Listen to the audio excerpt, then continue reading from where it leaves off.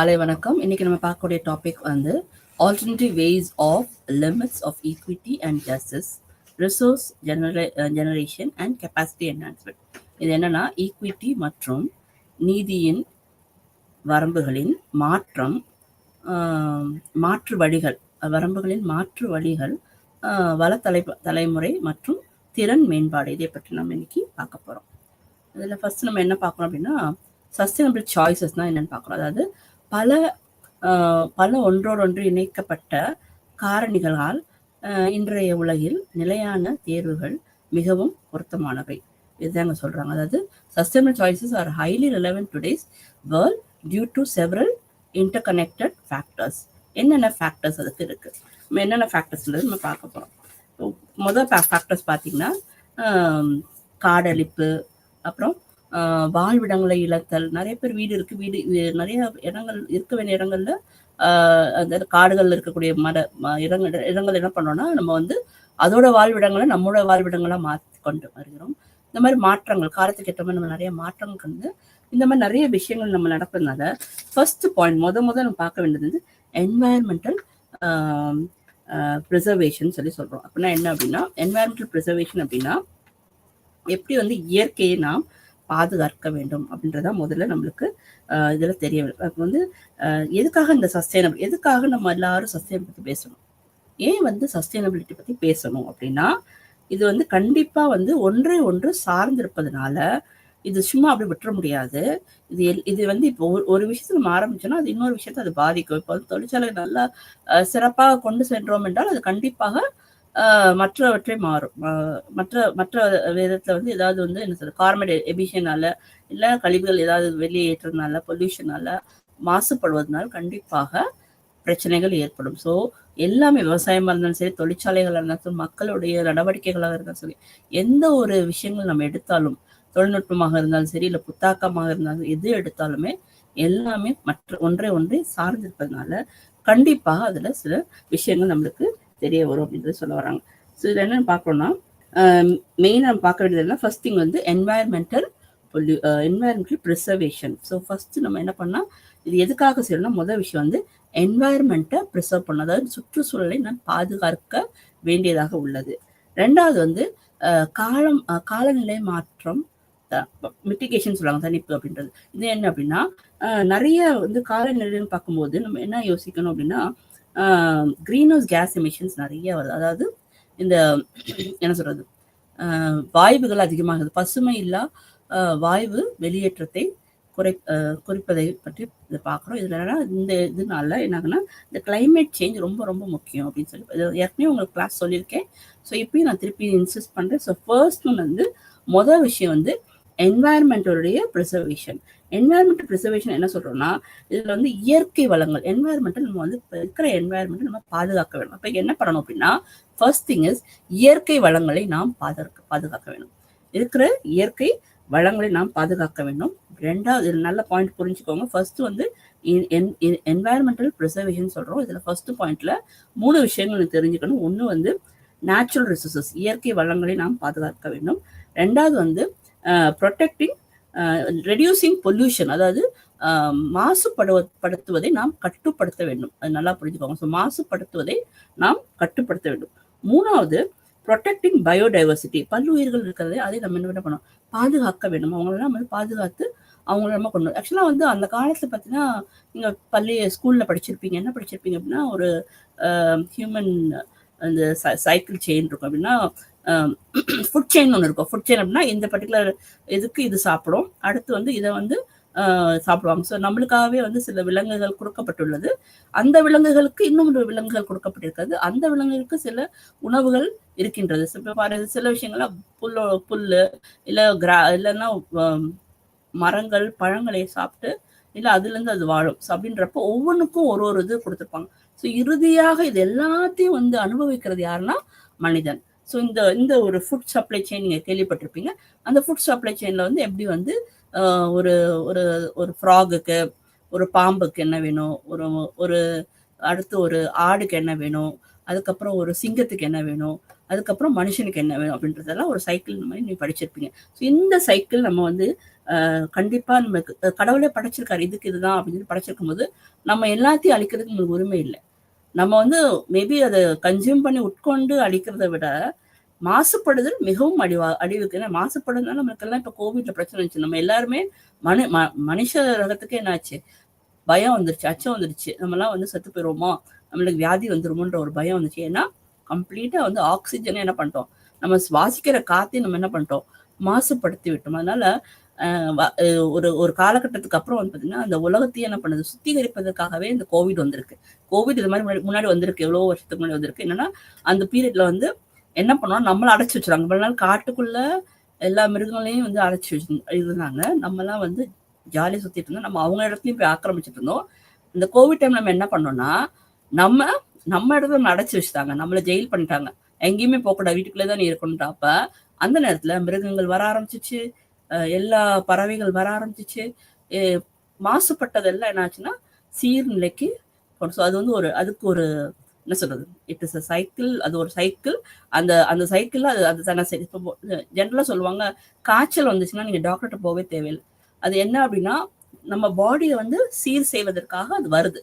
அதை நம்ம வந்து அதை அக்செப்ட் பண்ணிக்கணும், அதை ஏற்றுக்கொண்டு. அது வந்து அந்த சளி கோல்டு வந்துச்சுன்னா டாக்டரை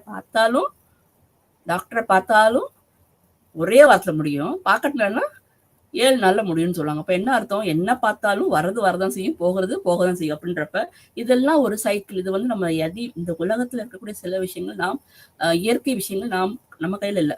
அதுவே அதை சுத்திகரிப்பதற்கு எல்லாம் நம்ம உடலே எடுத்துக்கோங்க, நம்ம பாடியே எடுத்துட்டீங்கன்னா அப்பப்போ ஒரு காலகட்டத்தில் நம்ம சுத்திகரிக்கிறதுக்காக சில விஷயங்கள் செய்யும். நம்ம நிறைய பேர் வந்து விரதம் எடுப்போம், ஃபாஸ்டிங் எடுப்போம். தட் மீன்ஸ் இவன் முஸ்லிம்ஸ்லாம் இப்போ பார்த்தீங்கன்னா ரம்ஜான் வருது, ஃபாஸ்டிங் பண்ணுறாங்க, ரொம்ப நல்ல பழக்கங்கள். அப்போ அந்த சைக்கிள் சாப்பிட்டுக்கிட்டே இருக்கும், கண்ணாப்பெல்லாம் சாப்பிட்டுட்டு இருக்கோம். அதுவும் பாவம் என்னதான் எப்படி செவிக்கும் அப்படின்றப்ப ஒரு ஸ்டேஜ் வரும்போது என்ன ஆகும்னா அது வந்து அதுக்கு ரெஸ்ட் கொடுக்கணும். ஸோ அப்போ ரெஸ்ட் கொடுக்குறப்ப இந்த மாதிரி நம்ம ஃபாஸ்டிங் இருக்கிறது, நம்ம உணவை நாம் எடுக்காமல் நம்ம உணவை நாம் ஒரு ஏழைக்கு இல்லாதவனுக்கு கொடுக்கலாம். வேஸ்ட்டை தூக்கி போடாமல் இருந்துச்சுன்னா அது என்ன பண்ணக்கூடாது. இந்த மாதிரி ஏதாவது கல்யாணங்கள் ஏதாவது ஃபங்க்ஷனுக்குலாம் பார்த்தீங்கன்னா உணவுகளை அதிகமாக இருந்துச்சுன்னா என்ன பண்ணுவாங்கன்னா அதை கொண்டு போய் அனாத ஆசிரமோ இல்லை யாராவது கஷ்டப்படுறவங்களுக்கு, தெருவில் இருக்கவங்க சாப்பாடு இல்லாதவங்களுக்கு கொடுக்குறாங்க. ஸோ இந்த மாதிரி நம்ம மிச்ச விஷயங்கள் தூக்கி போடாமல் ஃபாஸ்டிங் இருந்தாவோ இல்லை சாப்பாடை மிஞ்சினாலோ நம்ம என்ன பண்ணோம்னா ஒரு நல்ல காரியத்துக்கு நம்ம அதை கொடுக்க முடியும். இதுதான் ஃபர்ஸ்ட் நம்ம என்வாயர்மெண்டல் ப்ரிசர்வேஷன். இதில் என்ன பார்க்கணும்னா 3 விஷயங்கள். இயற்கை வளங்களை இயற்கை வளங்கள் என்னது, எல்லாமே செடி, மரம், காடு, இயற்கை மரங்கள், மலைகள், அப்புறம் மிருகங்கள், விலங்குகள் எல்லாமே. இது பறவைகள், இது எல்லாத்தையும் நம்ம முன்னாடிலாம் பட்டர்ஃப்ளைஸ் அவ்வளோ இருக்கும். சின்ன வயசு நாங்கெல்லாம், எனக்கு தெரிஞ்சு நீங்களாம் எப்படி இருக்கீங்கன்னு தெரியல, பட் நாங்கெல்லாம் வந்து ரொம்ப குழந்தையா இருக்கப்பல ஓடி போய் பட்டர்ஃப்ளை பிடிச்சிருக்கோம், நிறைய பேர்ட்ஸ் எல்லாம் பார்த்துருக்கோம். ஆனால் இப்போ நிறைய விஷயங்கள் குறைஞ்சிட்டே போகுது. காரணம் என்னன்னா பிகாஸ் ஆஃப் என்வாயன்மெண்டல். அதாலே அந்த இயற்கை வாழ முடியல ஒன்று. ரெண்டாவது என்னன்னா அதோட இது வந்து அழிந்து போகக்கூடிய ஒரு தன்மை உள்ளது.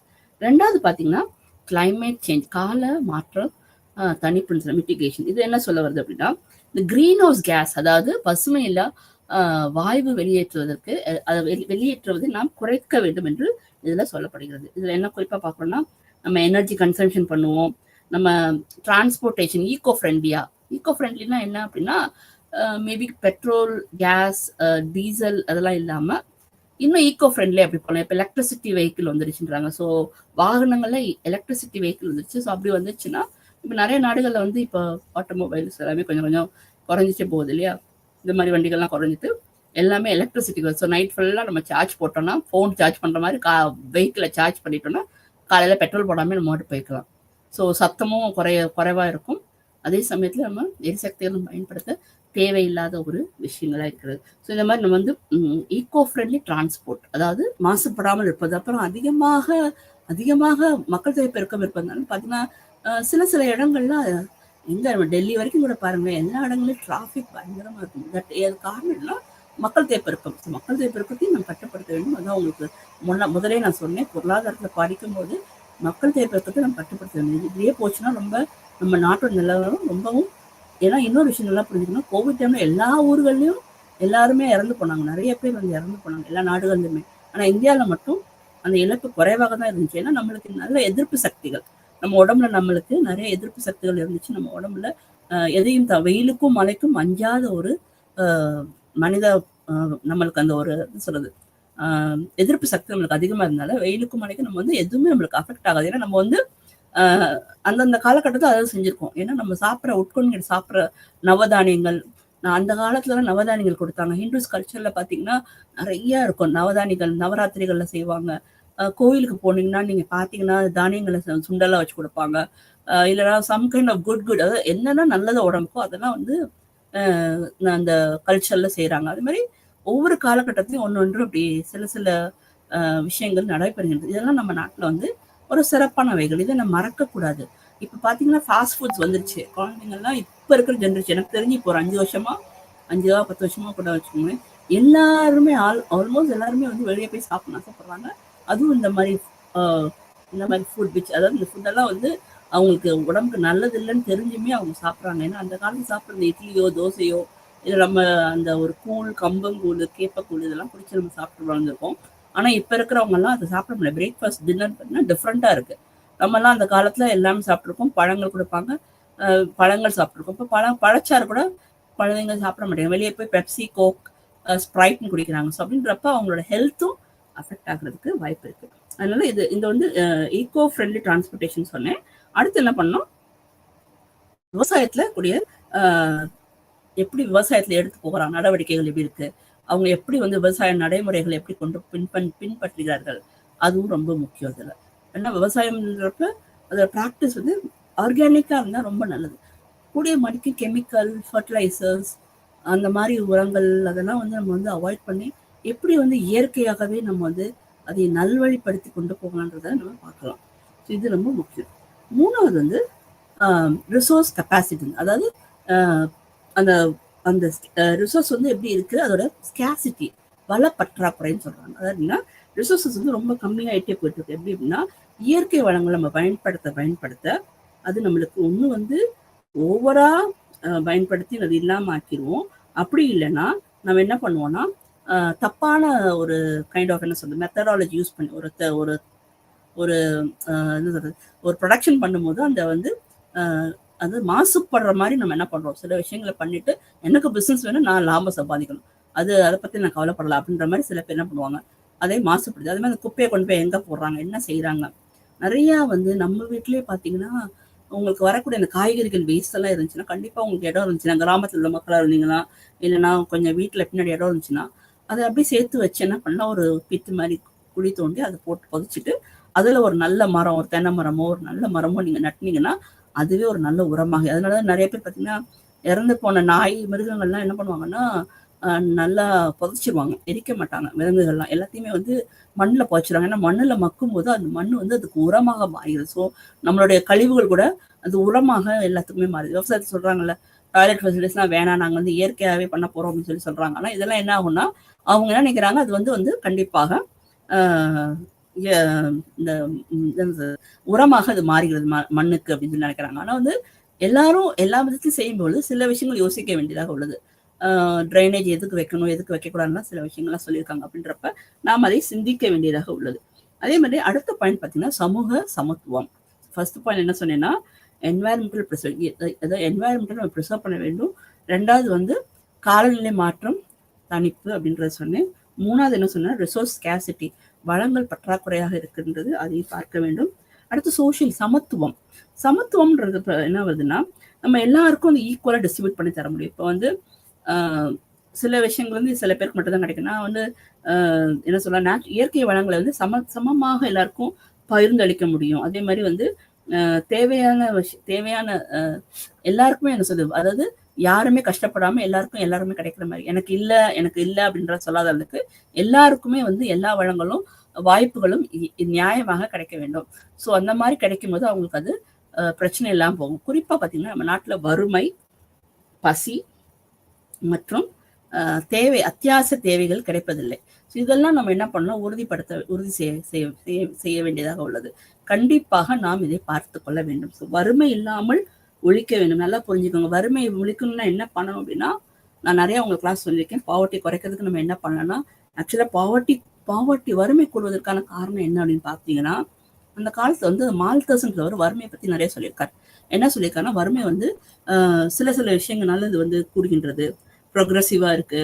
என்னன்னா அரித்மெட்டிக்ல எல்லாமே என்னது ப்ரொக்ரெசிவ் இதில் வந்து அது வந்து அது டபுள் ஆகிட்டே போகுது. அதாச்சும் 1 2 ஆகாமல், 1 வந்து 1 + 1 2 ஆகாமல் 1 ஸ்கொயர் ஆகி, அப்புறம் அது 2 ஸ்கொயர்டு, அப்புறம் 4 ஸ்கொயர்டு, அப்புறம் 5 அப்படி மாறிக்கிட்டே இருக்கும். ஸோ இப்படி எல்லாமே வந்து ஒரு ரெட்டிப்பாக, ஒவ்வொன்றும் ரெட்டிப்பாக நம்ம வறுமை வந்து அந்த ரேட் வந்து ரொம்ப ஃபாஸ்ட்டாக போயிட்டு இருக்கு. அப்போ இந்த ரேட் ஃபாஸ்ட்டாக போகுதுன்னா இதை நாம் கட்டுப்படுத்த வேண்டும்.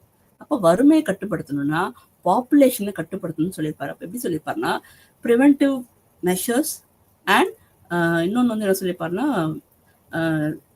நம்மளே வந்து எதிர்பார்க்க முடியாத அளவுக்கு சில விஷயங்கள் நடக்குது. ஃபார் எக்ஸாம்பிள் சுனாமி நடக்குது, நிறைய பேர் இழப்பதற்கு வாய்ப்பு இருக்கிறது. இல்லைன்னா கோவிட் மாதிரி சில விஷயங்கள், இல்லை எர்த்குவேக், இல்லை வியாதிகள், ஏதாவது ஒரு வியாதி வந்து எல்லாரையும் வந்து அதை அழிக்கிறதுக்கு. ஸோ இந்த மாதிரி இயற்கை மூலமாக சில பேர் வந்து செத்து போயிருக்காங்க. இந்த மாதிரி விஷயங்கள்னாலேயும் மக்கள் தொகை பெருக்கம் குறைவதற்கு வாய்ப்பு இருக்கு. அது போக ப்ரிவென்ஷன் என்னன்னா ஃபேமிலி பிளானிங் மெத்தட் யூஸ் பண்ணி நம்ம என்ன பண்ணலாம்னா, முன்னாடிலாம் வந்து ஒரு கல்ச்சர் இருந்துச்சு. அப்படின்னா ஒரு ஹிந்து அப்படின்னா வந்து குழந்தை வாரிசு இருந்துட்டே இருக்கணும். ஆண் வாரிசு வர வரைக்கும் குழந்தைய பெற்றுக்குவாங்க. 10 பொண்ணு பிறந்தாலும் போதும் பொண்ணுன்னு பெற்றுட்டு ஒரு பையனை பக்கத்துக்காக வெயிட் பண்ணிட்டு இருப்பாங்க.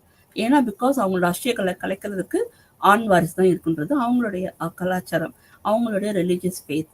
அதுக்காக அவங்க பண்ணுவாங்க. கிறிஸ்டியன்ஸ் பார்த்தீங்கன்னா கிறிஸ்டியன்ஸும் முஸ்லீம்ஸும் ஒரே மாதிரி தான் பண்ணுவாங்க. என்ன சொல்லுவாங்கன்னா, எத்தனை குழந்தாலும் அது வந்து கடவுள் கொடுத்த ஈவு, இந்த ஈவை நம்ம வந்து எடுத்துக்கொள்ளணும், நம்ம வந்து இதை வந்து ஸ்டாப் பண்ணக்கூடாது. கடவுள் எத்தனை குழந்தை கொடுத்த அந்த காலத்து பைபிள்லாம் பார்த்தீங்கன்னா நிறைய சந்ததிகள் இருப்பாங்க, நிறைய குழந்தைகள் இருக்காங்க, நிறைய ஃபேமிலிஸ், நிறைய ஒய்ஃப்ஸ் இருப்பாங்க, நிறைய குழந்தைகள் இருப்பாங்க. அப்படின்றப்ப அது வந்து பெருகி பெரிய லெவலில் அது குழந்தைகள் வர்றதுனால மக்கள் தொகை பெருக்கம் அதிகமாக இருக்கிறது.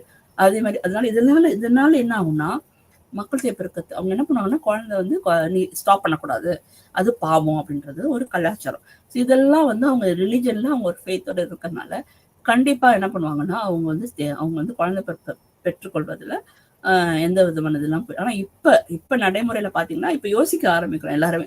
2 குழந்தை இருந்துச்சுன்னா 2 குழந்தைய படிக்க வைக்கணும், 2 குழந்தைய படிக்க வைக்கிறதுக்கு ஏற்ற நம்ம வருமானம் இருக்கணும். முன்னாடிலாம் ஆண்கள் மட்டும்தான் வேலைக்கு போனாங்க, அவங்க சம்பாதிச்சு வந்து வீட்டுல கொடுப்பாங்க, பெண்கள் வீட்டுல எல்லா வேலையும் பார்த்துட்டு இருந்தாங்க. இப்ப ஆணும் பெண்ணும் சேர்ந்து சம்பாதிக்கிற ஒரு நிலைமைக்கு மாலை தள்ளப்பட்டிருக்கோம்.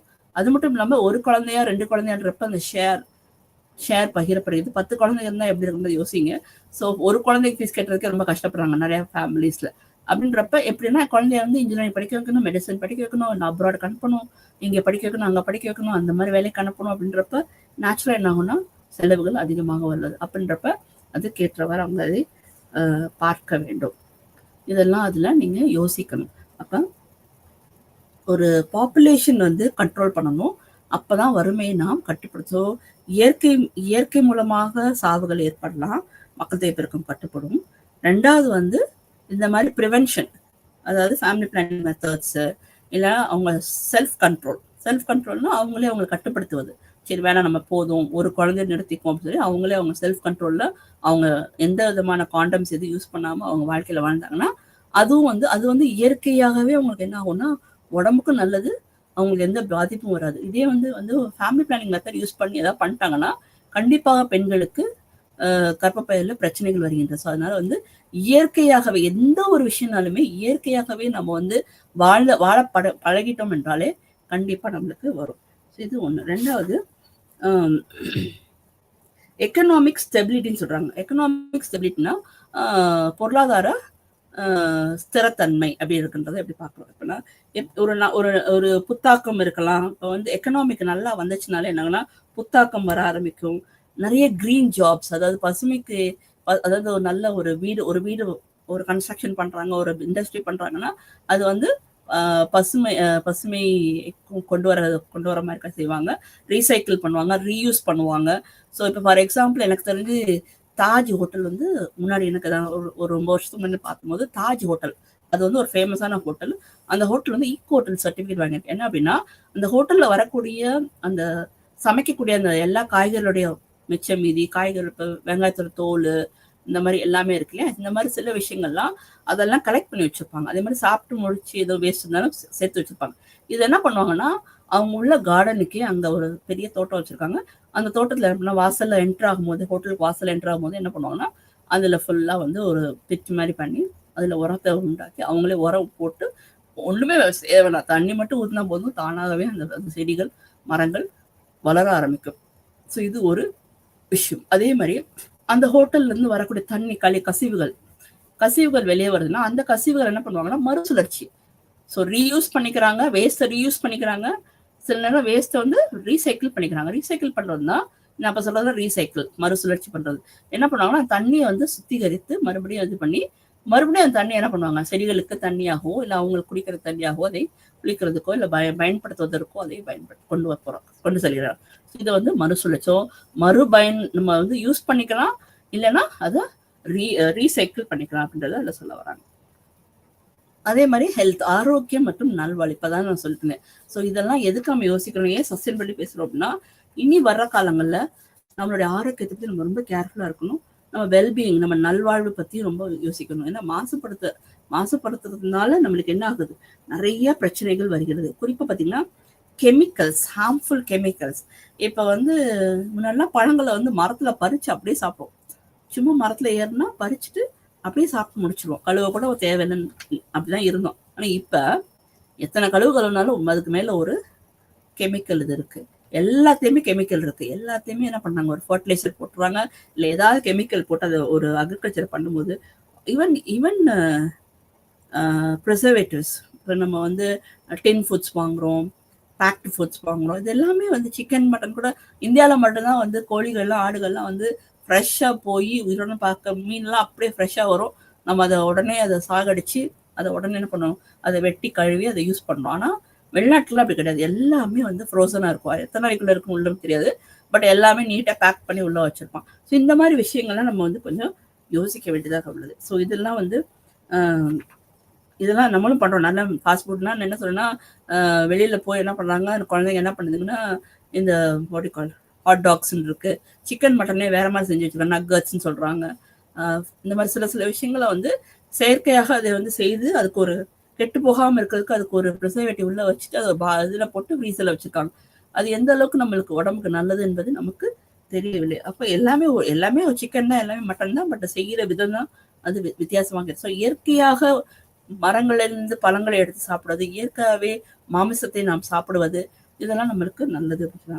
அதே மாதிரி நீங்க பாத்தீங்கன்னா முஸ்லிம்ஸ் எல்லாம் பாத்தீங்கன்னா ஹலால் பண்ணுவாங்க. ஹலால் பண்றது அப்படின்னா உங்களுக்கு தெரியுமான்னு தெரியல. ஹலால் அப்படின்றப்ப வந்து என்ன பண்ணுவாங்க, அது இங்கே ஃபர்ஸ்ட் கீழே தான் ஃபர்ஸ்ட் ஆட்டோட இது பண்ணுவாங்க. ஆட்டோட இது பண்ணி அது பிளட் எல்லாம் வெளியே இருந்துடும். ஸோ வெளியே வந்த பிறகுதான் அந்த கறியை வந்து என்ன பண்ணுவாங்கன்னா வெட்டி எடுப்பாங்க. ஹிந்துஸ்ல அப்படி பண்ண மாட்டாங்க. ஹிந்துஸ் எப்படி பண்ணுவாங்கன்னா கோயிலில் வச்சு ஆடை தலைக்கு மேலே வச்சு வெட்டுவாங்க. தலையாட்டினோடனே மேலேருந்து வெட்டி விட்டுருவாங்க. அப்போ என்ன ஆகுனா அவங்க ரத்தப்பொரியெல்லாம் சாப்பிடுவாங்க.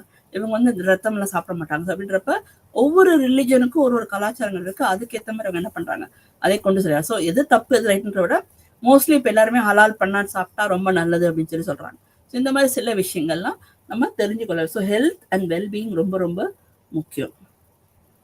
இந்த மாதிரி இந்த பெஸ்டிசைட்ஸ், கெமிக்கல்ஸ், இந்த மாதிரி விஷயங்கள்லாம் நம்ம என்ன பண்ணோம், கொஞ்சம் கொஞ்சமா குறைக்க ஆரம்பிக்கணும். அந்த மாதிரி வீட்லயுமே வந்து ரொம்ப வந்து ஈகோ ஃப்ரெண்ட்லியான பண்டங்களை நாம் வாங்கி வைக்க வேண்டும். அது ரொம்ப ரொம்ப முக்கியம்.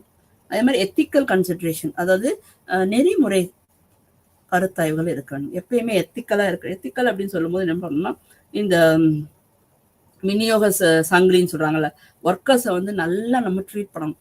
நம்ம எப்பயுமே நல்லா புரிஞ்சுக்கோங்க, நல்ல நெறிமுறை பண்ணி ஒரு ஒர்க்கர்ஸ் எல்லாம் நல்லா நம்ம வந்து ஒரு நல்லா ட்ரீட் பண்ணோம் அப்படின்னாலே ஆட்டோமேட்டிக்காக என்ன பண்ணுவாங்க, அவங்க வந்து வேலை செய்ய ஆரம்பிப்பாங்க. இப்போ வந்து சில ஃபென்னர் மெஜரா கோர்ஸ் அப்படின்னா பார்த்தீங்கன்னா அந்த காலத்தில் அந்த ஒர்க்கர்ஸ்க்கு வந்து அந்த ஒர்க்கர்ஸோடைய பிள்ளைங்களுக்கு அங்கே கல்வி கொடுப்பாங்க. அது மாதிரி மெடிக்கல் ஃபெசிலிட்டிஸ் கொடுப்பாங்க, வீடு வசதி கொடுப்பாங்க. ஸோ அவங்களுக்கு ஸ்கூல் இருக்கும், குழந்தைங்களோட ஸ்கூல் இருக்கும், ஈவன் கிரஷ் கூட வச்சுருந்துருப்பாங்க.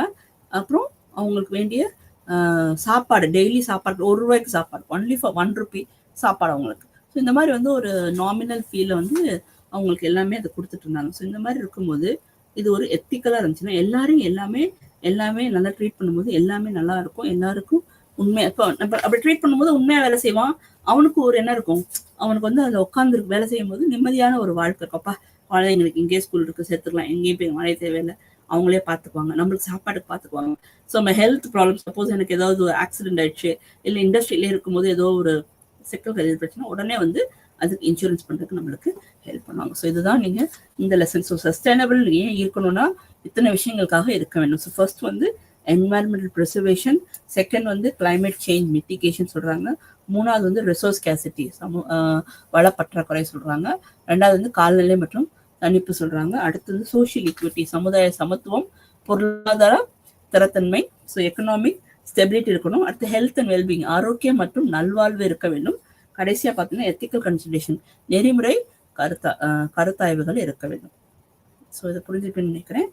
அடுத்த ஸ்லைட்ல போறேன். இப்போ ரிலவன்ஸ் ஆஃப் சஸ்டைனபிள் சாய்ஸ் அப்படின்னு சொல்றாங்க.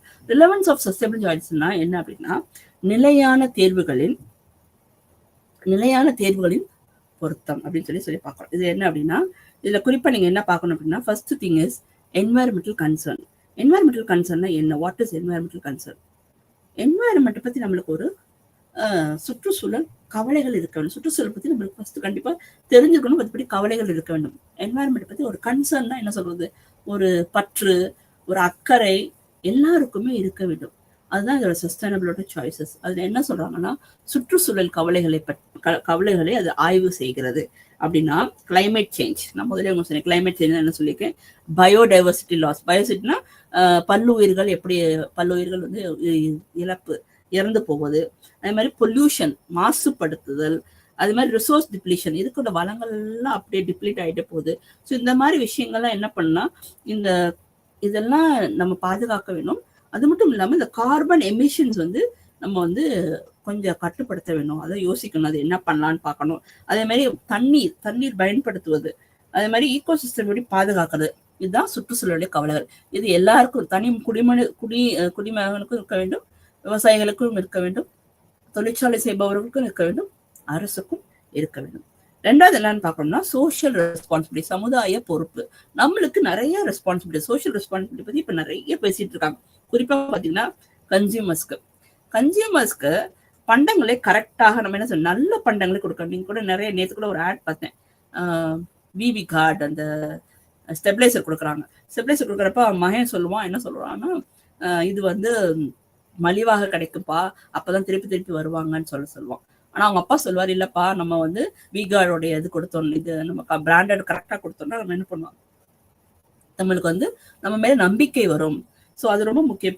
இப்போ வந்து எல்லா பிஸ்னஸ்லயும் வந்து அந்த ஒரு நம்பிக்கை தர வேண்டும்.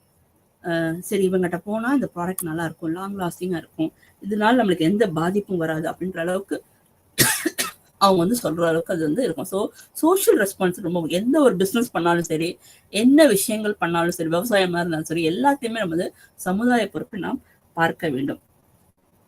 சமுதாய பொறுப்புன்றப்ப அந்த எத்திக்கல், நான் சொன்ன எத்திக்கல் இருக்கணும், மாரல் இருக்கணும்.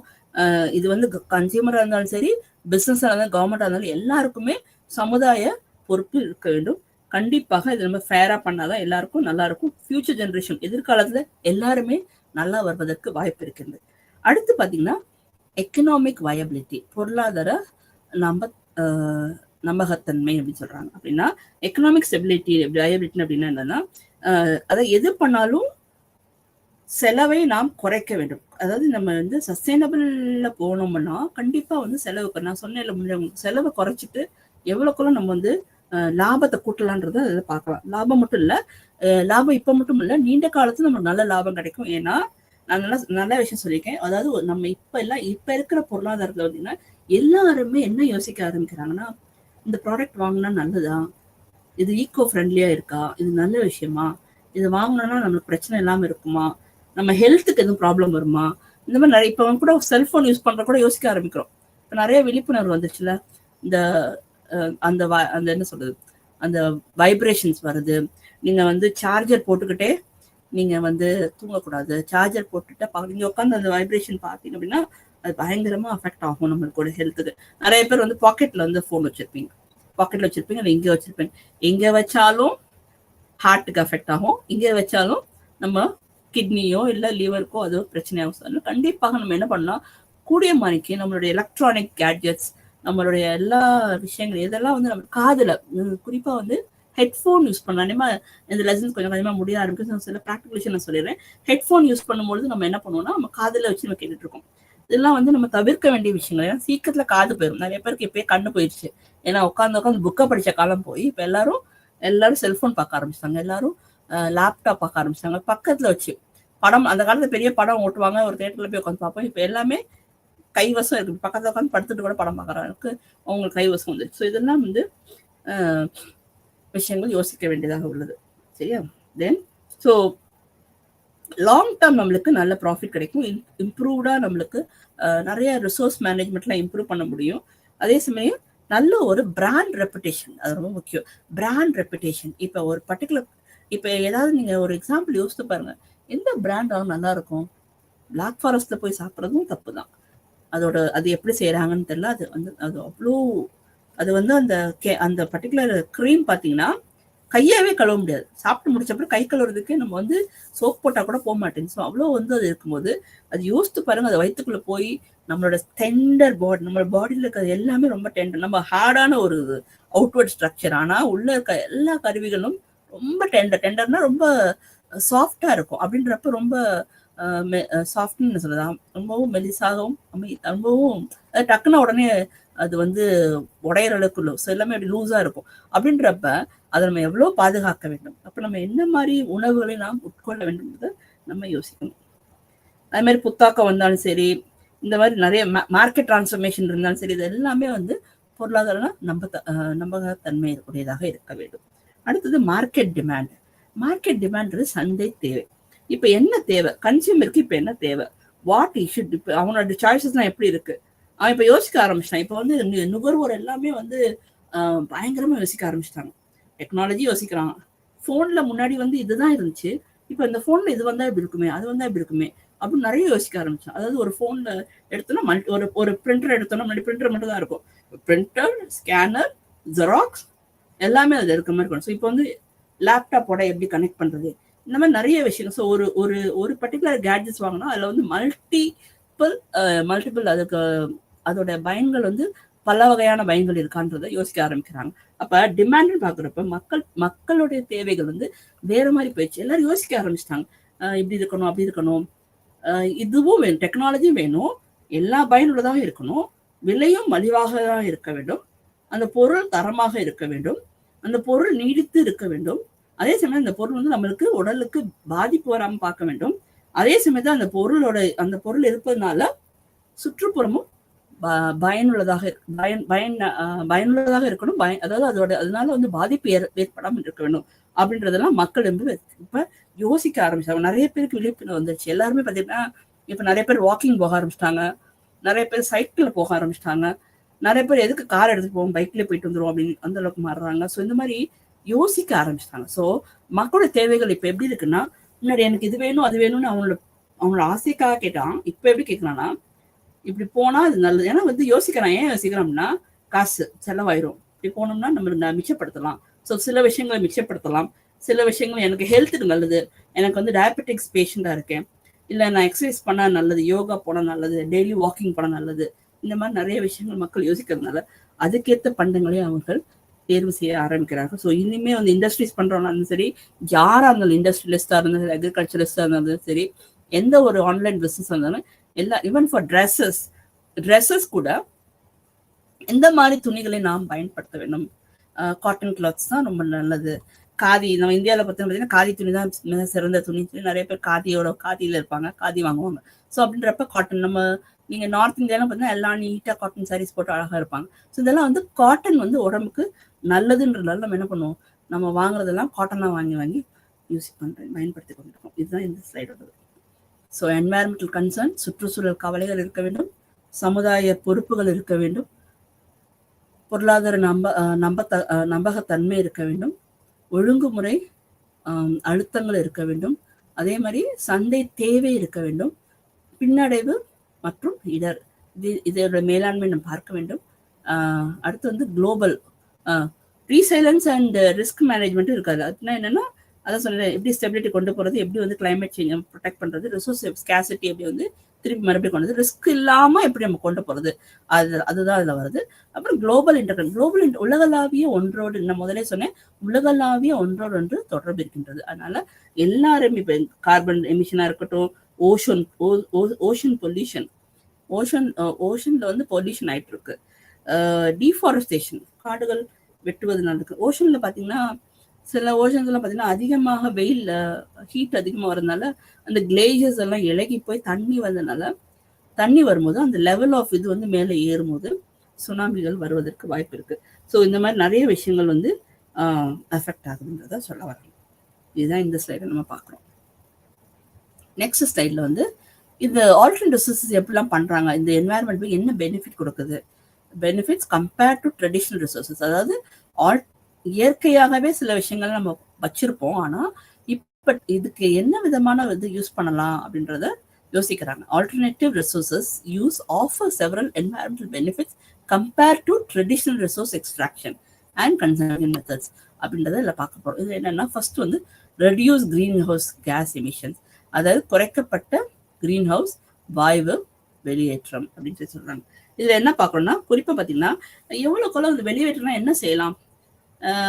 நான் கூட யோசித்தேன் சம்டைம்ஸ் வந்து நம்ம எல்லாருமே வந்து நம்ம இந்தியாவில் பொறுத்த வரைக்கும் நம்ம எல்லாருமே பெட்ரூம் மட்டும் தான் ஏசி போட்டுருக்கோம். நிறைய நம்ம இந்தியாவில சில பணக்காரங்க வீட்டில் ஹாலில் ஏசி இருக்கும், எல்லா ரூம்லையுமே ஏசி போட்டிருப்பாங்க. ஆனால் ஃபாரின்லாம் போனால் டாய்லெட் முதல் கொண்டு ஏசியாக இருக்கும், ஃபுல்லுமே சென்ட்ரலைஸ் ஏசியாக இருக்கும்.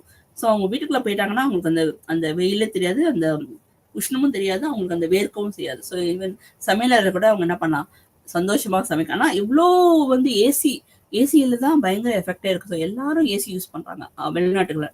நம்ம ஊர்ல தான் இன்னும் பயன்படுத்தாம, கிராமங்கள்ல இன்னும் கிடையாது.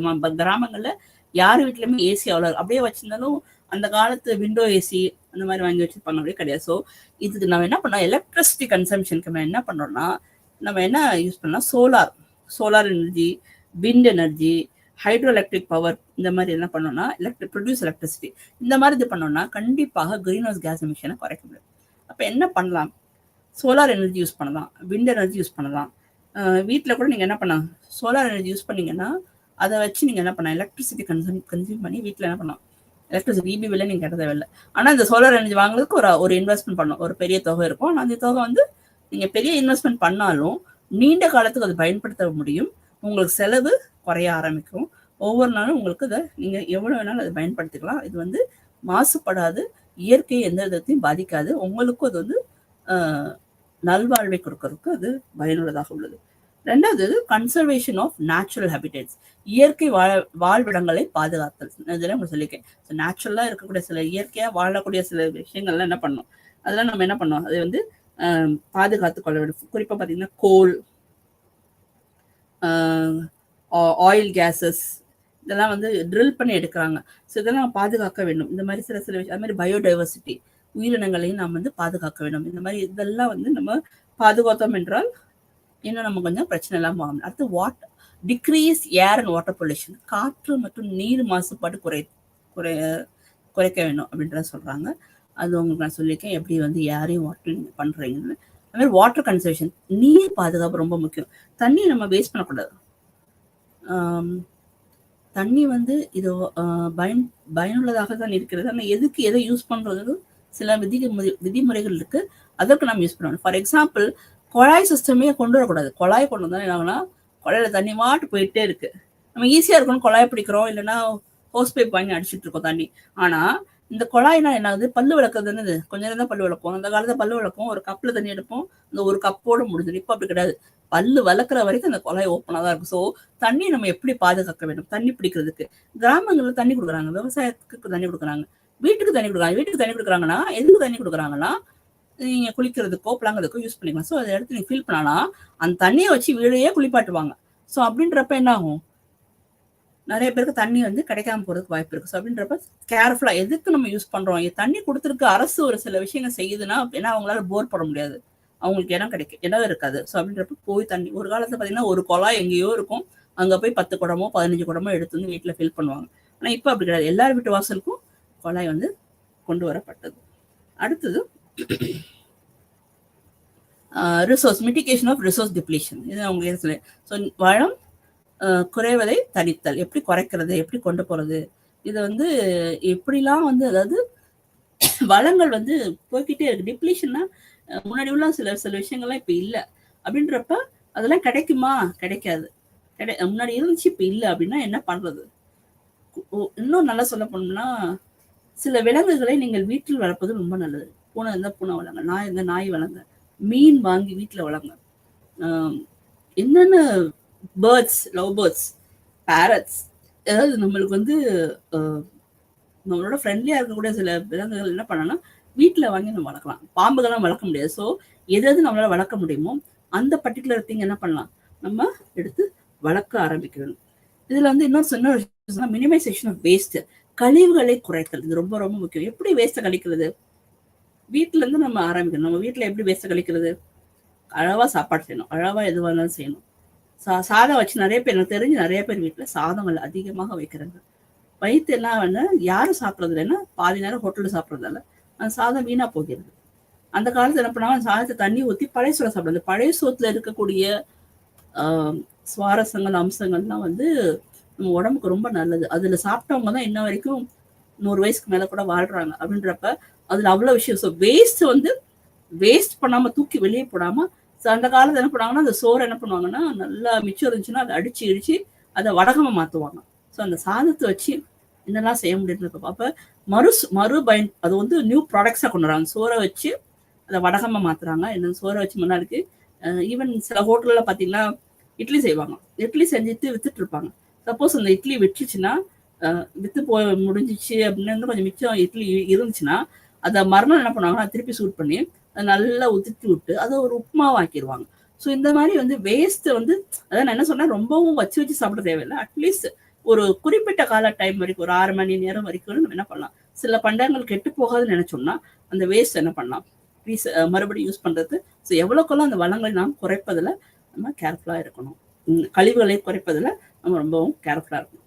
அடுத்து வந்து தட்பவெட்ப மாற்றத்திற்கு மேம்படுத்தப்பட்ட மீளத்தன்மைன்னு சொல்றாங்க. Improve resilience to climate change. Climate சேஞ்சுக்கு நம்ம எப்படி வந்து அதை மறுபடியும் கொண்டு வர்றது, இது எப்படி இந்த மாற்றத்தை வந்து மேம்படுத்துவது, இது எப்படி நம்ம மறுபடியும் வந்து சைலண்டா கொண்டு வந்து நிறுத்த போறோம், இந்த கிளைமேட் சேஞ்ச் எல்லாம் இல்லாம எப்படி வந்து அது ஒரு நல்வழிப்படுத்தி அது மறுபடியும் கொண்டு வரப்போன்றதை நம்ம பார்க்கணும். இது வந்து என்னன்னா இந்த பாயிண்ட் வந்து என்ன சொன்னா இன்ட்ரடியூஸ். இப்போ வந்து நம்ம இந்த லாஸ்ட் யூனிட்ல 14th யூனிட் வரேன். 14th யூனிட் வந்து சஸ்டைனபிள் டெவலப்மெண்டோட ஒரு இன்ட்ரடக்ஷன். சஸ்டைனபிள் டெவலப்மெண்ட் என்னன்றதை உங்களுக்கு ஆல்ரெடி சொல்லியிருக்கேன். கண்டிப்பா உங்க எல்லாருக்கும் தெரிஞ்சிருக்கும். ஸோ இதுல வந்து நீங்க என்ன பார்க்கணும் அப்படின்னா, ஓகே, இதுல 3 முக்கிய நோக்கங்கள் உள்ளது. என்ன 3 முக்கிய நோக்கங்கள்?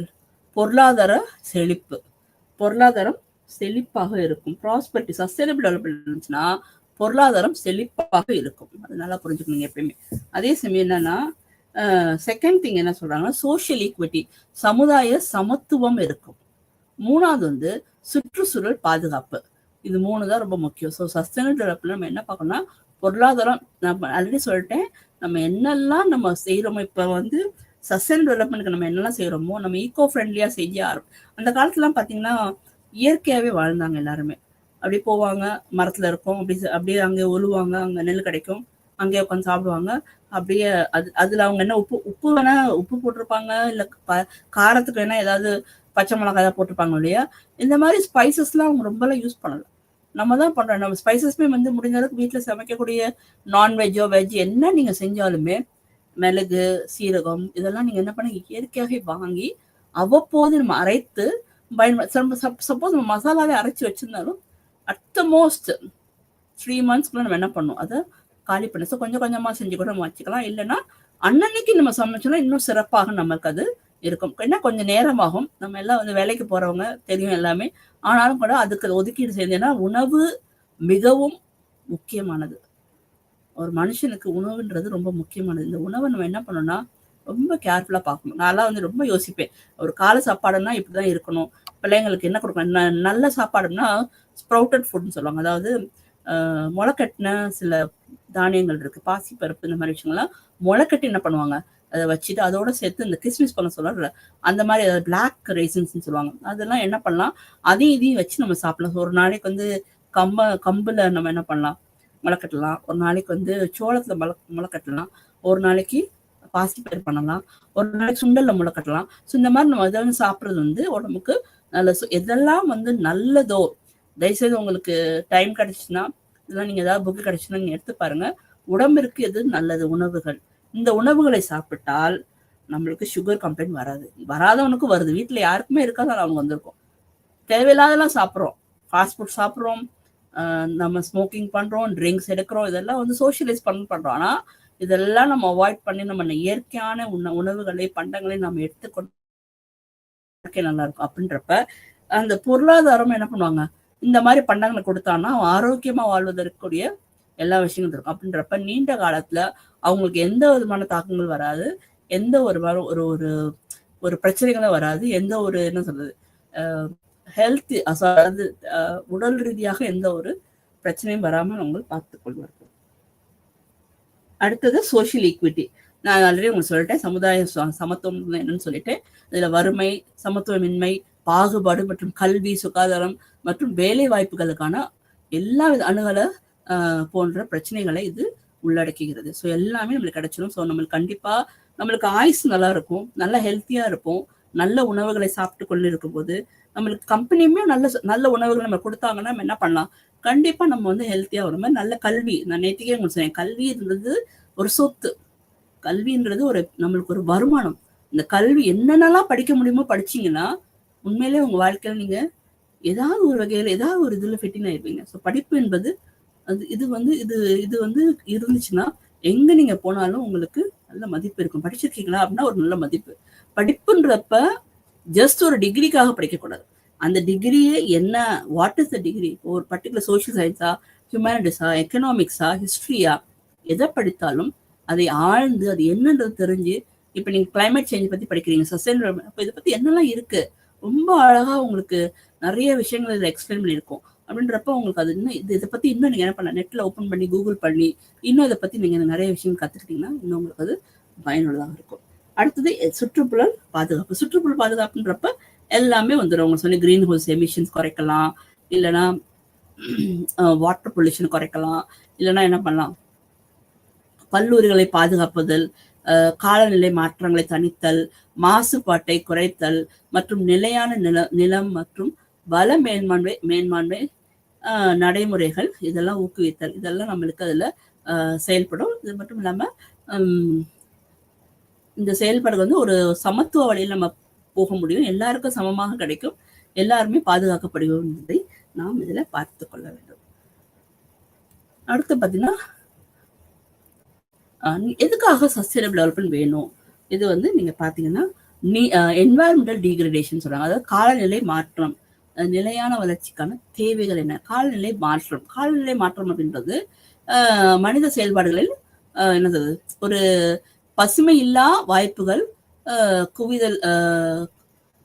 குவிவதால் ஏற்படும் உலகளாவிய சவால்கள் ஒன்றாகும் அப்படின்னு சொல்லி சொல்றாங்க. அப்படின்றப்ப என்ன அப்படின்னா எதுக்காக தேவைப்படுகிறது இதெல்லாம் அப்படின்னா, இது வந்து இந்த நிலையான தேவை நிலையான வளர்ச்சிக்கான தேவை வந்து ஒண்ணு வந்து என்வாயர்மெண்டல் டிகிரேடேஷன். நான் உங்களாடி சொல்லிட்டேன், இந்த எப்படி வந்து இந்த ecosystem, biodiversity, natural resources இதெல்லாம் எப்படி நம்ம கட்டுப்படுத்துறது தான் இதை நம்ம பார்க்கணும். ஸோ மனித சமூகங்கள், பொருளாதாரங்கள் மற்றும் சுற்றுச்சூழல்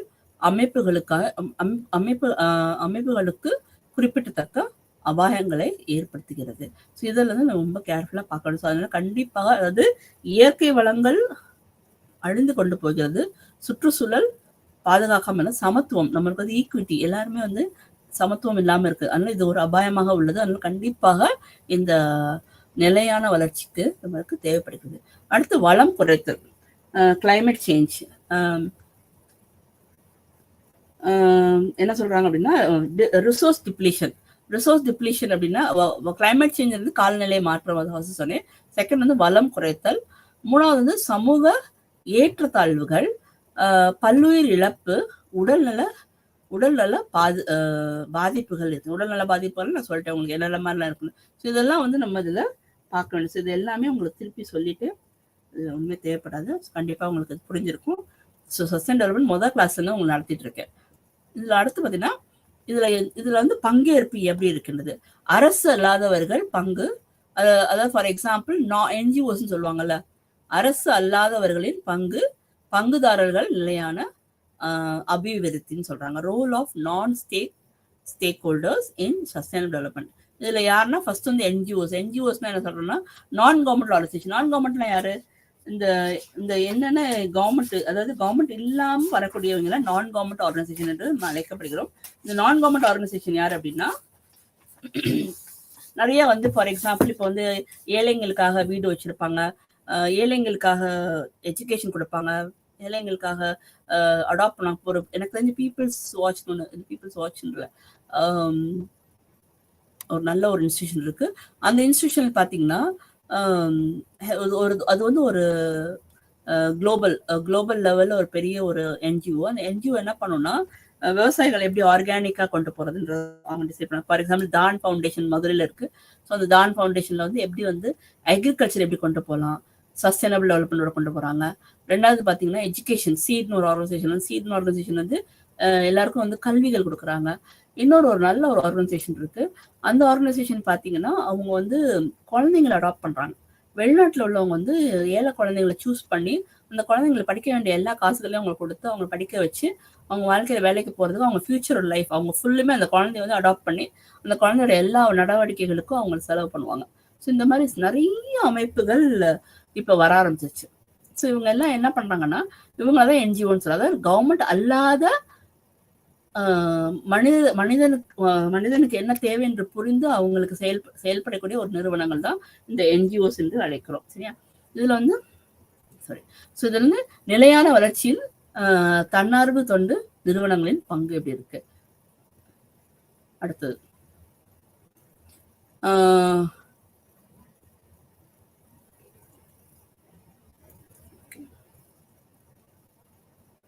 இதுல 3 பிரிக்கிறாங்க. ஒண்ணு வந்து என்ஜிஓஸ் எப்படி பண்றாங்கன்றதை பாக்குறீங்க, எப்படி நான் கவர்மெண்ட் பண்ணுது அப்படின்றது. ஸோ இதுல வந்து வக்கீல் மற்றும் விழிப்புணர்வு ஒன்று, ரெண்டாவது சமூக அதிகாரம் அளித்தல் அது ஒண்ணு, மூணாவது கொள்கை செல்வாக்கு, அடுத்து திட்ட அமலாக்கம், அப்புறம் கண்காணிப்பு மற்றும் மதிப்பீடு, திறன் மேம்பாடு. இதுதான் வந்து இதில் பார்க்கணும். ஸோ இந்த என்ஜிஓஸ் என்ன பண்ணுன்னா எப்படி வந்து அவங்களை வந்து டெவலப் பண்ணி கொண்டு, அதாவது நிறைய வந்து பாலிசி இன்ஃப்ளூயன்ஸ் பண்ணுவாங்க, கம்யூனிட்டி எம்பவர்மெண்ட் கொடுப்பாங்க, அடுத்து வந்து ஒரு அவேர்னஸ், இதெல்லாம் தேவை அப்படின்றது ஒரு அவேர்னஸ், அதுக்கு லீகலா வந்து கொண்டு போவாங்க. ஸோ அதுக்கு எப்படி நம்ம வந்து செயல்படுறது, இப்படி நீங்க தப்பா பண்ணிட்டீங்கன்னா உங்களுக்கு வந்து அபராதங்கள் வழங்கப்படும் என்று சொல்கிறார்கள். இந்த மாதிரி என்ஜிஓஸ் என்ன பண்ணாங்கன்னா இந்த சஸ்டைனபிளுக்காக நிறைய விஷயங்கள் எடுத்து பண்ணிட்டு இருக்காங்க. அதுல வந்து கெப்பாசிட்டி பில்டிங் கொண்டு வராங்க. அந்த கெப்பாசிட்டி பில்டிங்னா எப்படி வந்து ஸ்கில் ஆக்குறது, அவங்க டெவலப் பண்றது, அவங்க நாலேஜ் எப்படி கொண்டு வருது, அவங்க வளங்களை எப்படி மேம்படுத்துவது, சஸ்டைன் டெவலப்மெண்ட்டோட எப்படி சேலஞ்ச் பண்ணி அதை கொண்டு போறது அப்படின்றத அதுல பார்ப்பாங்க.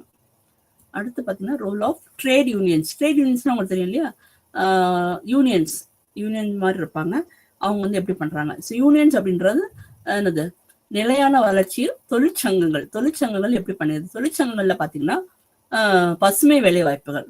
ஸோ பசுமை வேலை வாய்ப்புகள்னா ஆல்ரெடி உங்களுக்கு சொல்லிட்டு எல்லா இடத்துலயும் வந்து சுற்றுச்சூழலை நிலத்தன்மை மற்றும் வேலை உருவாக்கம் ஆகிய இரண்டுக்கும் பங்களிப்பு முடியும் அப்படின்றத அதில் சொல்ல வராங்க. 2 நியாயமான மாற்றத்தை உறுதி செய்தல், கண்டிப்பா இதை செய்வாங்க. 2வது வந்து தொழிலாளர்கள் கல்வி மற்றும் பயிற்சி, அவங்களுக்கு வேண்டிய அதுக்கேற்ற கல்வியும் அவங்களுக்கு பயிற்சியும் கொடுக்க வேண்டும். உடல் நலம் மற்றும் பாதுகாப்பு, இது எல்லாமே உங்களுக்கு சொல்லிட்டேன். ஸோ இது எல்லாமே வந்து என்ன பண்ணுது, தொழிற்சாலைகள் வந்து எடுத்து பண்ணும்போது அவங்களுக்கு எல்லாமே கொடுத்தாங்கன்னா அந்த தொழிற்சாலை வந்து சிறப்பாக செய்ய முடியும். நிலையான கொள்முதலை அப்படின்றத பார்க்க முடியும். ஆதரித்தல், அடுத்தது சுற்றுச்சூழல் என்னெல்லாம் இருக்கோ அதில் வந்து அது எல்லாத்தையும் என்ன பண்ணுறது, ஒருங்கிணைத்து கொண்டு போவது, எப்படி வந்து அது வந்து கொண்டு போறதுன்றத பார்க்குறாங்க. லாஸ்ட் வந்து கார்பரேட்ன்றது பிஸ்னஸ், எப்படி வந்து நிலையான வளர்ச்சியில் கார்பரேட்களின் பங்கு என்ன, அவங்க எப்படி இருக்காங்க. அதுல வந்து பசுமை வேலை வாய்ப்புகள் இருக்கின்றது. இப்ப பாத்தீங்கன்னா நிறைய பேர் வந்து எனக்கு தெரிஞ்சு பேப்பரா வந்து கலெக்ட் பண்ணி பேப்பரை கொண்டு போய் கொடுத்து அது மறுசுழற்சி பண்றாங்க, பிளாஸ்டிக்ஸா கொண்டு போய் பண்றாங்க. இன்னும் நிறைய விஷயம், இந்த ஹேர், நம்மளுடைய முடி இருக்குல்ல, முடியிலேருந்து கொண்டு போய் அதை வச்சு ஜவுரி முடி செய்யறதுக்கு கோயிலில் வந்து பண்றது, கோயிலில் நிறைய முடி கொடுத்துருப்பாங்க. அதெல்லாம் கலெக்ட் பண்ணி அமினோ ஆசிட்ஸ், அதில் ஒரு ஆசிட் வந்து அந்த ஆசிட் யூஸ் பண்ணி தான் சாக்லேட்ஸ் பண்றாங்க. ஃபாரின்லாம் வந்து நான் எப்போ அதை கேள்விப்பட்டேன்னு சாக்லேட் சாப்பிட்றதுக்கு ஆசையே போயிடுச்சு. ஏன்னா அந்த மெல்ட் ஆகிற சாக்லேட்ல அந்த ஆசிட்ஸ் இருக்கும். அது மெல்ட் ஆச்சுன்னா என்ன அர்த்தம்னா அதை பயன்படுத்திக்கலாம். ஆனால் வந்து அது மெல்ட் ஆகலை அப்படின்னா அது வந்து ஆர்டினரியா செய்யக்கூடிய ஒரு சாக்லேட், வீட்டுலாம் செய்யணும்ல அந்த மாதிரி சாக்லேட் பண்ணலாம். அதே மாதிரி தேங்காயோடைய அந்த இது இருக்குல்ல முடி, அதுல வரக்கூடிய அந்த தேங்காய் சொரட்டுன்னு சொல்லுவோம், அந்த சொரட்டையை எடுத்து அதை வந்து நல்லா பவுடர் பண்ணி அதை வந்து கொசுவத்தியா மாத்துறாங்க. இந்த மாதிரி நிறைய விஷயங்கள் இந்த மாதிரி விஷயங்கள்லாம் வந்து பண்றாங்க. ஸோ இது வந்து பசுமை வேலை வாய்ப்புகள் உள்ளன, நியாயமான மாற்றத்தை உறுதி செய்து தென் தொழிலாளர் கல்வி மற்றும் பயிற்சி கொடுக்கின்றது, உடல் நலம் மற்றும் பாதுகாப்பை ஊக்குவித்தல், அடுத்து நிலையான கொள்முதலை ஆதரித்தல் இருக்கிறது. அது மட்டும் இல்லாம சுற்றுச்சூழல் உள்ள சில பிரச்சனைகளை தான் என்ன பண்ணும், எப்படி அது உலகளாவிய உள்ள எல்லா குளோபல் லெவல்ல இருக்கக்கூடிய எல்லாத்தையும் என்ன பண்ணா அது ஒத்துழைப்பு கொடுக்கறதுக்கு அது பயனுள்ளதாக உள்ளது. அப்புறம் பல்கலைக்கழகங்கள் எப்படி இருக்கின்றது. ஸோ இதுல வந்து நிலையான பல்கலைக்கழகம்னா யூனிவர்சிட்டில என்ன பண்ணாங்கன்னா நிலையான செயல்பாடுகள், சப்ளை செயின் மேனேஜ்மெண்ட் அப்படின்னு சொல்றோம், அப்படி சொல்லியிருக்கேன். பசுமை மற்றும் தொழில்நுட்பம் இது, தென் பங்குதாரர் ஈடுபாடு, தென் அதுக்கடுத்து அறிக்கையிடல் மற்றும் வெளிப்படைத்தன்மை, இந்த கடைசியா வந்து அதோடது கூட்டமைப்பு மற்றும் ஒத்துழைப்பை பற்றி இதுல குறிப்பிடுறாங்க. லாஸ்ட் வந்து கொள்கை வக்கீல், அதாவது என்னது அட்வொகேசி பாலிசின்னு சொல்லி சொல்றாங்க. இதெல்லாம் வந்து கொண்டு வருவாங்க. அப்ப எப்பயுமே நல்லா புரிஞ்சுக்கோங்க, ஒரு ஒரு விஷயங்கள் நம்ம வந்து இந்த சஸ்டைனபிள் டெவலப்மெண்ட்குள்ள போனோம்னா, ஒரு கார்பரேட்டா இருந்தாலும் சரி, ஒரு என்ஜிஓவா இருந்தாலும் சரி, ஒரு பிசினஸா இருந்தாலும் சரி, ஒரு நான் ட்ரேட் யூனியனா இருந்தாலும் சரி, ஒரு பல்கலைக்கழகங்களாக இருந்தாலும் சரி, இவங்க எல்லாரும் சேர்ந்து என்ன பண்றாங்கன்னா, எப்படி வந்து இது இந்த சஸ்டைனபிள் டெவலப்மெண்ட் சஸ்டைனபிள் டெவலப்மெண்ட் நம்ம வந்து சஸ்டைனபிலிட்டி கொண்டு வந்தோம் அப்படின்னா எப்படி நம்ம இருப்போம், நிலையான செயல்பாடுகளோடு இருப்போம், அது மாதிரி சப்ளை செயின் இருக்கும், பாதுகாப்பாக இருப்போம், புதுமை மற்றும் தொழில்நுட்பங்கள் வருவதற்கு வாய்ப்புகள் இருக்குது. அதுவும் நம்ம எப்படி பண்ணோம். ஏன்னா வந்து இப்ப எப்படி வந்து ஆதி காலத்து ட்ரெடிஷன் இதை வந்து எப்படி கொண்டு வர போறோம். எனக்கு தெரிஞ்ச முன்னாடிலாம் வந்து போர்டு இருந்துச்சு, போர்டுல தான் கிளாஸ் நடத்திட்டு இருந்தோம். இப்ப எல்லாம் வந்து ஒயிட் போர்டு வந்துருச்சு, ஒயிட் போர்டில் கிளாஸ் எடுக்கிறாங்க. ஒயிட் போர்டில் நம்ம ஸ்கெட்ச் பென் ஒரு ஸ்கெட்ச் மாதிரி இருக்கும், அது மார்க்கர் பென் மாதிரி இருக்கும், அதை யூஸ் பண்ணிட்டு இருந்தோம். ஆனால் இப்போ பார்த்தீங்கன்னா எல்லாமே வந்து ஒரு ஸ்க்ரீன் வந்துச்சு. இப்போ நம்ம இக்னோ கிளாஸ்ல பின்னாடி அந்த ஸ்க்ரீன் கொடுத்தாங்கன்னா நான் நின்றுக்கிட்டே என்ன பண்ணலாம், அந்த ஸ்க்ரீனில் உங்களுக்கு பாடம் நடத்தலாம் அப்படின்னு சொல்லி கொடுக்கலாம். அப்படின்றப்ப இந்த மாதிரி நிறைய விஷயங்கள் டெக்னாலஜி வர வர என்ன ஆகுனா நிறைய விஷயங்கள் மாற்றங்கள் ஏற்படுகிறது. ஆனால் இது எல்லாமே வந்து நம்மளுக்கு பயனுள்ளதாக உள்ளதா, மாசுபடாமல் இருக்கின்றதா, நம்மளுக்கு வந்து இயற்கையாகவே இது வந்து நல்ல விஷயங்களா அப்படின்னு நம்ம யோசிக்கணும். எவ்வளோக்குள்ள வந்து என்னை பொறுத்த வரைக்கும் நீங்க ஆன்லைன் கிளாஸ்ல நீங்க கவனித்தாலுமே நீங்க வந்து என்ன பண்ணுங்க, புக்கு எடுத்து உட்காந்து வாசிக்கும் போது இன்னும் உங்களுக்கு நல்லது. புக்கு வாசிச்சுட்டு ஒரு நோட்டு பேனா வச்சுட்டு உட்காந்து ஒவ்வொரு பாயிண்ட்டை நீங்க என்ன பண்ணலாம், நோட் பண்ணி நீங்க நோட் பண்ணிட்டு வந்தீங்கன்னா இன்னும் ரீடிங் ஆஃப் புக்ஸ் ரீடிங், லைப்ரரியில போய் உட்கார்றது ரொம்ப நல்லது. ஸோ முடிஞ்ச அளவுக்கு என்ன பண்ணுங்க, யூனிவர்சிட்டியில் போய் எங்கேயாவது லைப்ரரி கிடைச்சிச்சுன்னா அந்த லைப்ரரியில் உட்காந்து இந்த டாபிக் ரிலேட்டடா, இல்லை நீங்கள் ஏதாவது கவர்மெண்ட் எக்ஸாம் ட்ரை பண்ணுறீங்களோ அதுக்கு ரிலேட்டடாக உள்ள எல்லா புக்ஸ் புத்தகத்தையும் நீங்கள் அங்கே எடுத்து என்ன பண்ண உட்காந்து நீங்கள் படிச்சிங்கன்னா உங்களுக்கு அது நன்றாக இருக்கும். ஏன்னா கடைசியாக உங்களுக்கு எதாவது ரீகால் பண்ணி தடவை ஃபர்ஸ்ட்ல வந்துடுறேன். ஸோ இது வந்து எப்படின்னா இந்த சஸ்டைனபிள் வந்து நிறைய பேருக்கு பங்கு இருக்கின்றத சொல்ல வராங்க. ஏன் அப்படின்னா சில விஷயங்கள் இதில் முக்கியமாக நம்ம என்ன பார்க்குறோம் அப்படின்னா இதில் நிறைய பங்கு இருக்கிறது. என்வாயர்மெண்டல் சுற்றுச்சூழல் கவலைகள் இருக்கின்றது, சமுதாய பொறுப்பு இருக்கின்றது, பொருளாதார நம்பகத்தன்மை இருக்கின்றது, ஒழுங்குமுறை என்னது அழுத்தங்கள், சந்தை தேவை இருக்கின்றது, பின்னடைவு மற்றும் இடர் மேலாண்மை இருக்கின்றது, உலகளாவிய ஒன்றோடொன்று தொடர்பு இருக்கின்றத பார்க்குறோம்.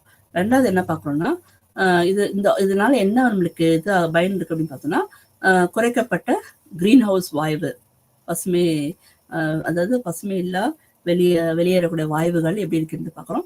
இயற்கை வாழ்விடங்களை பாதுகாத்தல், காற்று மற்றும் நீர் மாசுபடுவதை குறைப்பது, நீர் பாதுகாப்பு, வளம் குறைவதை தணித்தல், அப்புறம் கழிவுகளை குறைத்தல், அப்புறம் தட்பவெட்ப மாற்றத்திற்கு மேம்படுத்தப்பட மேலத்தன்மைன்றது பார்க்குறோம். அப்புறம் என்ன சொல்லிட்டோம்னா சஸ்டைனபிள் டெவலப்மெண்ட்னா என்னன்னு சொல்லியிருக்கேன். இந்த மூணா நம்ம பிரிக்கிறோம். மூன்று நோக்கங்கள் இருக்குது. ஒன்று வந்து economic prosperity, social equality, environment protection சொல்லி பார்க்குறோம். பொருளாதார செழிப்பு, சமூக சமத்துவம், சுற்றுச்சூழல் பாதுகாப்புன்னு சொல்லி பார்த்தோம். அடுத்து வந்து இது எதுக்கு தேவை, நீட் எதுக்கு தேவைன்னா என்வரன்மெண்ட் டீக்ரடேஷன் இருக்கணும், கிளைமேட் சேஞ்ச் இருக்கு, கிளைமேட் சேஞ்சுக்காக தேவைப்படுது, ரிசோர்ஸ் டிப்ளீஷனுக்காக தேவைப்படுது, சோஷியல் இன்இக்விட்டிஸ்க்காக தேவைப்படுது, லாஸ் ஆஃப் பயோடைவர்சிட்டிக்காக தேவைப்படுது, ஹெல்த் இம்பேக்டுக்காக தேவைப்படுது. லாஸ்ட் வந்து குளோபல் இன்டர்கனெக்ஷன்ஸ் இருக்கறனால இன்டர்கனெக்டட்னஸ் இருக்கறனால தேவைப்படுது. தமிழ்ல பார்த்தீங்கன்னா காலநிலை மாற்றம், வளம் குறைத்தல், சமூக ஏற்றத்தாழ்வுகள், பல்லுயிர் இழப்பு, உடல்நல பாதிப்புகள், கடைசியாக உலகளாவிய ஒன்றோடொன்று தொடர்பு. இதுக்காக நம்மளுக்கு கண்டிப்பா தேவைப்படுகிறது சஸ்டைனபிலிட்டி. அடுத்து பார்த்தீங்கன்னா இதை நான் உங்களுக்கு சொன்னேன் எப்படி ஸ்டேக் ஹோல்டர்ஸ் இருக்காங்க, எப்படி எல்லாம் இருக்காங்கன்னு சொன்னேன். ஸோ இப்போ எல்லாருமே, அதாவது இது வந்து பங்கு வந்து எல்லாருக்கும் இருக்குன்றத இந்த பாடத்துல பார்க்கணும். ஸோ இது வந்து ஒரு தனிப்பட்ட மனிதன் கிடையாது. என்ஜிஓ இருந்தாலும் சரி, பிசினஸ் இருந்தாலும் சரி, எல்லாருக்குமே, யூனிவர்சிட்டியா இருந்தாலும் சரி, இல்ல ட்ரேட் இருந்தாலும் சரி, எல்லாருக்குமே இது தேவையாக உள்ளது. நன்றி. தேங்க்யூ.